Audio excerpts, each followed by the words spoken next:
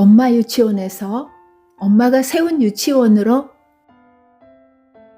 처음 글을 읽던 날, 하림이는 내가 책을 읽어주는 것을 참 좋아했습니다. 그래서 매일 일정한 시간에 책을 읽어줬습니다.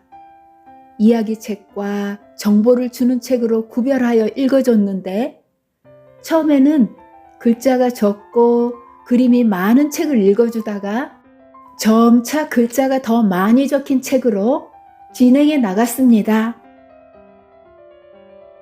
특히 하림이가 자라나며 다양한 감정을 표현하고 싶어 하거나 사회적인 상호작용이 많아져서 자기의 관점을 넓혀야 할 때는 정서 발달에 도움이 될 만한 책들을 읽어줬습니다. 그런데 어떤 책은 벌써 여러 번 읽어줬는데도 다시 읽어달라고 하는 것들이 있었습니다. 또래와 토리 시리즈가 그중 하나였습니다. 하림이가 만으로 2돌이 넘은 어느 날 몇 번이나 읽어줬던 그 시리즈 중에서 엄마 시장 갔다 올게 라는 제목의 책을 들고 읽어달라며 나에게 왔습니다. 나는 그 책을 읽어주기 시작했습니다. 몇 페이지를 읽어주다가 새로운 페이지로 넘길 때였습니다. 하림이가 갑자기 그 페이지에 적힌 문장을 그대로 말하는 것이었습니다. 나는 내심 놀랐습니다. 하림아, 다시 한번 읽어줄래? 하고 부탁했습니다. 또래야, 엄마 시장 갔다 올게. 집 잘 보고 있어? 하림이가 말했습니다. 자주 읽어줘서 이 부분을 외워버렸을까? 아니야, 혹 아이가 글자를 알고 읽는 것일 수도 있어 하는 생각이 동시에 들었습니다. 그래서 다른 페이지에서 엄이라는 글자를 찾아서 손으로 짚으며 혹시 읽을 수 있냐고 물었습니다. 하림이가 말했습니다. 경이로움에 다시 집자를 찾아서 짚으며 읽어주겠냐고 물었더니 그 글자도 읽었습니다. 나는 놀랐습니다. 내가 책을 읽어주고 있는 사이에 아이는 어느덧 글을 깨우치고 있었던 것입니다.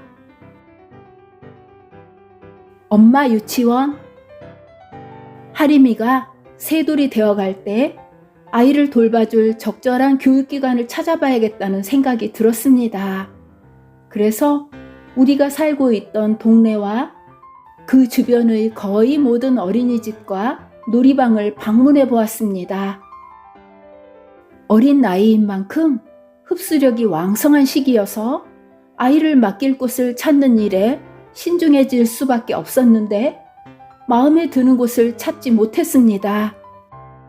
그래서 하림이가 만 4세가 될 때까지는 가정에서 내가 직접 유치원 선생님이 되어 하림이에게 필요한 활동을 함께 해줘야겠다고 마음먹었습니다. 평일 오후에는 하림이도 내가 보살피는 다른 아이들의 프로그램에 함께 참여하고 평일 오전과 주말에는 하림이와 오붓한 시간을 가졌습니다. 여행을 좋아하는 하림이를 위해 백화점의 장난감 시연과 서점 나들이, 버스 여행, 지하철 여행 계획을 잡았고 날씨가 좋을 때는 집 부근에 있는 작은 동산을 오르거나 사슴 농장에 가기도 하고 어떤 때는 친지나 친구 집을 방문하기도 했습니다. 집에서도 다양한 활동을 했는데 특히 하림이가 해보고 싶어 하는 것들을 함께 하거나 평상시에 질문했던 것들을 함께 알아보는 시간을 가졌습니다. 나 또한 하림이와 같은 마음이 되어 이 체험을 즐겼는데 여러 활동 중에서도 과학실험과 요리, 피아노 치기, 그리고 함께했던 미술놀이가 지금도 기억납니다. 하림이와 함께했던 과학놀이 한 가지를 소개해 볼까요? 하림이가 인체에 관해 질문을 할 때였습니다.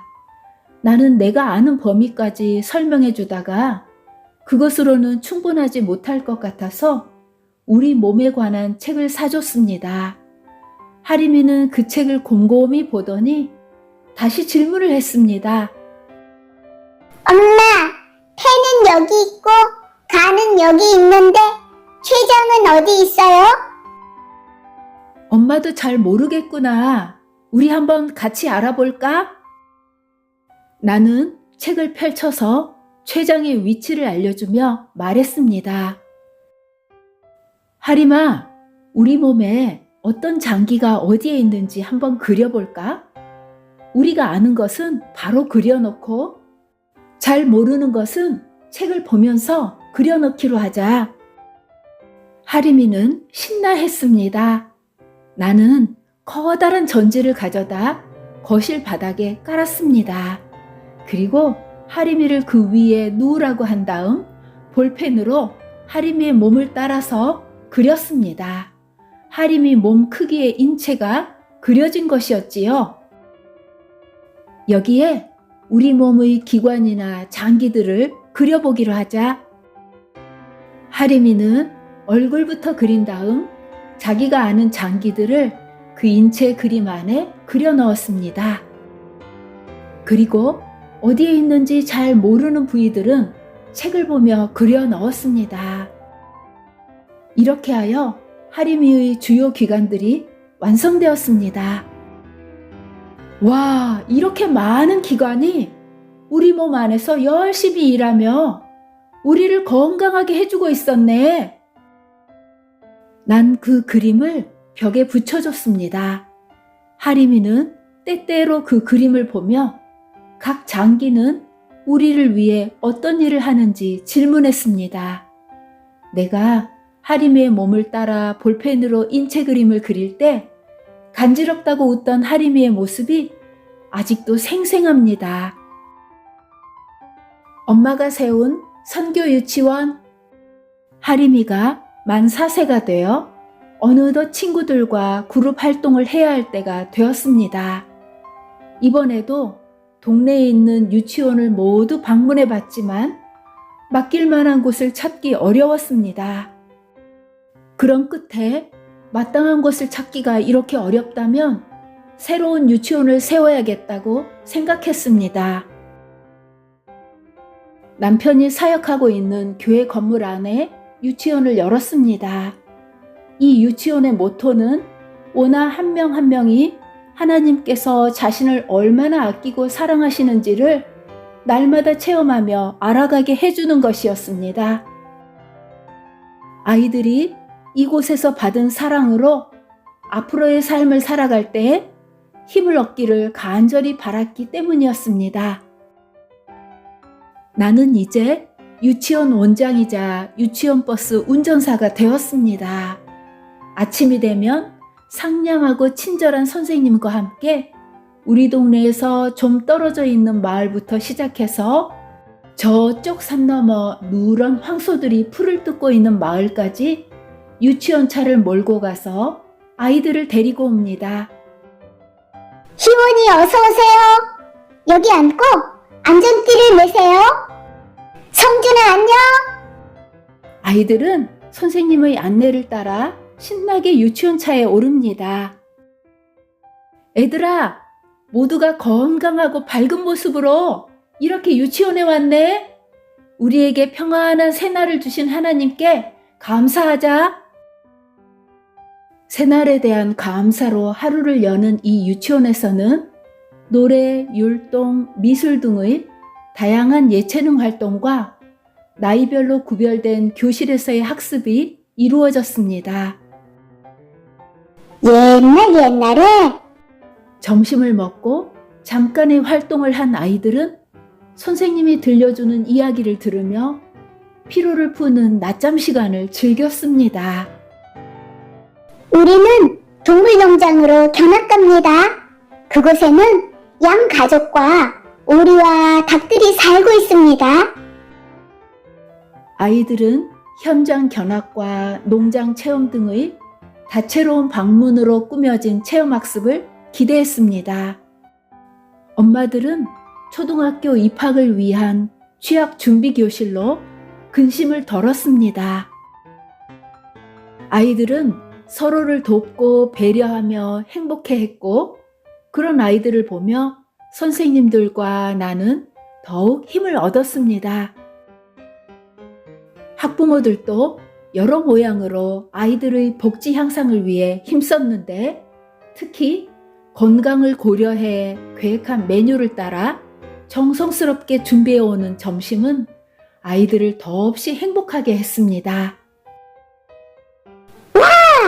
오늘은 우리 엄마가 달걀 장조림하고 콩나물 무침을 해오셨어. 이 소고기 묵국하고 샐러드는 우리 엄마가 해오셨어. 내일은 우리 엄마 차례라고 하셨는데 무슨 반찬을 해오실지 궁금해. 원장님, 이번 주 토요일 오전에 우리 부모들이 유치원 식기를 삶아서 소독하려고 합니다. 나는 하나님의 뜻 가운데서 아이들을 양육하고자 하는 부모와 선생님을 대표하여 하나님께로 나아갔습니다. 하나님 우리 아버지, 아이들은 왕성한 흡수력을 가지고 주어진 환경 속에서 날마다 배워갑니다.